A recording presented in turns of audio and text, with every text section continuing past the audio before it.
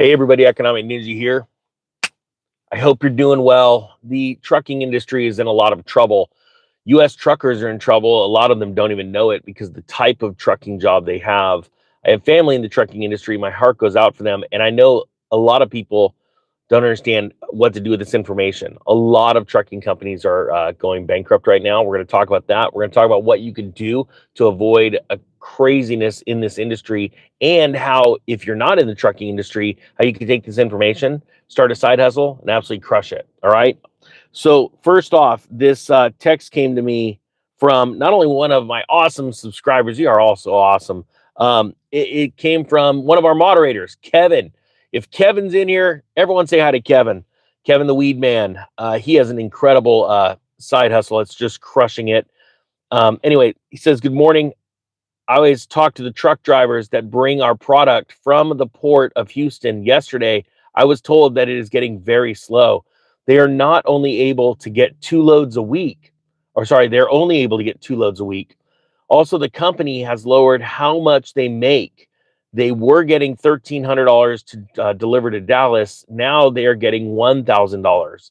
The rate to Tulsa has lowered as well, but I don't remember the dollar amount. Thought this would interest you. He says that he uses DSV for shipping from Italy to Houston, and DSV uses GT Worldwide Transport to deliver to us. So I'm just curious, if you are in the trucking industry, do me a favor, type trucker and type what is going on in the industry as I read this story, because this shows the real health of the economy. And look, I'm going to be straight up because I ain't afraid of saying it. I voted for Donald Trump. That's not going to let this video go very far. I'm going to put a link down to X where I can talk a lot freer, and I put a lot of original content over there. If you want to follow me there, that'd be great. I voted for 99% of this, but not some other stuff. And I can't even get into that because these videos will be throttled. It's just the truth. So let's talk about this, and then I'm going to talk about how we can all make a lot of money. Now, this story comes out of the street. This just came out the other day. Wave of trucking companies file for Chapter 11 bankruptcy. Remember, this isn't just a tariff issue. This is actually a recession that's happening right in front of our eyes. Says America has a freight and trucking crisis. According to the American Trucking Association, there is a shortage of 50,000 truck drivers nationally. Let me go on record right now. Do me a favor, everyone, if you type one. Truckers in America should be U.S. citizens that carry a valid ID that can speak and read English. I am sick and tired of watching what's going on with people that are not legally allowed or should not be here working, taking American jobs from hardworking Americans. It needs to be American people. All right, let's just make sure you know where I'm coming from. The challenge is that there is a shortage of licensed drivers, and many who get a CDL actually drop out of the field due to low wages and a difficult lifestyle. Many truck drivers struggle to cope with overnights and long hours, which has contributed to the problem. And while the driver shortage has gotten slightly better in recent years, the reason for that is not a good one. The truck driver shortage eased for a third straight year in 2023 because of the prolonged downturn in the freight demand, not because recruiting quality drivers has gotten easier. This comes from Chief Economist Bob Costello at the American Trucking Association. He says it's gotten better for all the wrong reasons. Costello said in response to audience questions, I would totally anticipate if things pick up a little bit better than I'm anticipating that we could start to see a driver shortage end up rearing its ugly head again. So it says here, 5 different trucking companies and freight companies have filed for Chapter 11 bankruptcy, while another is headed for Chapter 7 bankruptcy filing. So it says, here's why they say it's happening. Trucking and freight can be an early warning of a struggling economy. I completely agree. This guy, Michael Betzler, says he's a professor of transportation economics at Wayne State University, said the canary in the coal mine is trucking, which runs on the narrowest margins and is notoriously structured to cannibalize itself to survive until it fails. I've got a good friend that just started a trucking company. He's probably watching this, shaking his head.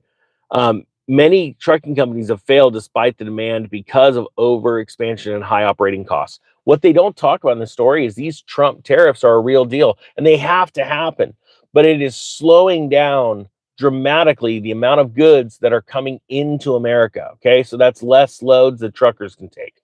On top of that, Americans are now regressing in their spending, regardless of an official announcement from the government saying we're in a recession. People have less money because inflation is still stubbornly high, especially when you look at price of meat and things like that. Um, we're grinding to a slow, not a halt, but a slower economy. We are in a deep recession. And the truth is, there's no stopping it. Every 7 to 10 years, people go through these, booms and busts. So what do you do? All right. It's going to be hard for a lot of you to believe this, and you got to trust me on this. But when there's a recession, there are more opportunities during a recession or a depression than there are in good times. Why? Because first off, mainly people just sort of lose their minds.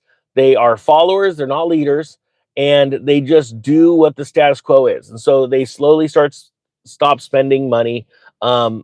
They deal with layoffs, they deal with lower hours or lower wages, like Kevin said. Everyone's again, say hi to Kevin. He's an awesome moderator and he's really an inspiration, should be an inspiration to all of you because he started a side hustle. He's been just grinding and grinding, building his wealth. I haven't asked him if he made it to 1 million yet. I don't know if he has or not. I got to ask because you guys know my mission is to see 1 million people become millionaires in this channel.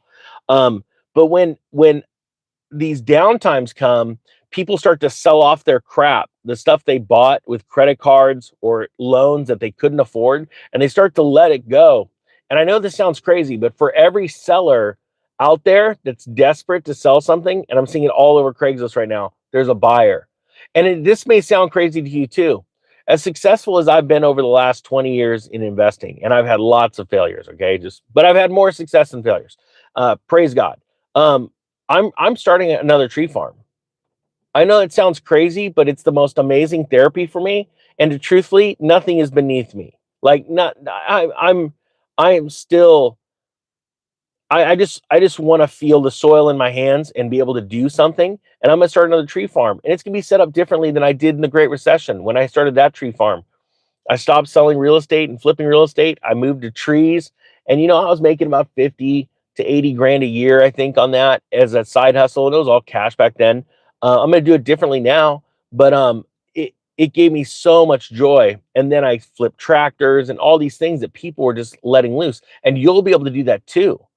You just need to start identifying those things now. And so when I bought the trees, it was from, no joke, tree farms that were piling up all their trees because they couldn't sell them during the recession and they were lighting them on fire. I was paying $1 per palm tree. It was a 1 gallon palm tree that was blowing up. They're huge, right? Back then, because nobody would buy them. So after a while of watering them, the farmers just started digging them up and putting them in burn piles. That's when I was buying them. I've got photos somewhere. I've got to try and find that photo of these burn piles, these massive palm trees. So what I did is I would take them home. I had about $2.30 between shipping, the cost of a new pot, and the soil. And within about 5 months, I'd be selling those palm trees at a discount of $45 each, blowing away Home Depot's palm trees. And so my point being is that even during the Great Recession, I was killing it. And every single one of you can start doing something. Truckers around the nation, and I'm going to put this on some trucker forums that are great on Facebook. So that if any of you came here from there, thank you. But it's needed to be said because truckers are very hardworking people. But you know what's one thing they've got? They've got time in their truck to think. A lot of I'm sure you too. I stopped in 2008, 2010, around there. I stopped listening to music in my cars and I listened to podcasts, motivational speaking, and information on how to become wealthy. And that's how I became wealthy. So I turned my car into my office, sort of like now I'm doing it with YouTube. And every single one of you have this opportunity. So, as bad as news as this is, and it's going to get a lot worse, the trucking industry is going to take a header. There's going to be a lot of shifting around in truck. There may be some of you right now that are truckers on the road that have always wanted your own trucking business. This is about the time where it's going to happen, where you're going to be able to buy trucks for pennies on the dollar and be able to take loads from companies that you worked for that mismanaged their employees, treated them like crap, and treated their customers like crap. And guess what? You could just jump in and go crush it. Man, hopefully that inspired someone today. I'm going to let you guys go. My link to X is down below. If you don't mind following me there, I can share a lot more cool stuff there than I can here. All right, that being said, thank you so much for watching. The Economic Ninja is out. Let's do this. Need some coffee. Pretty early.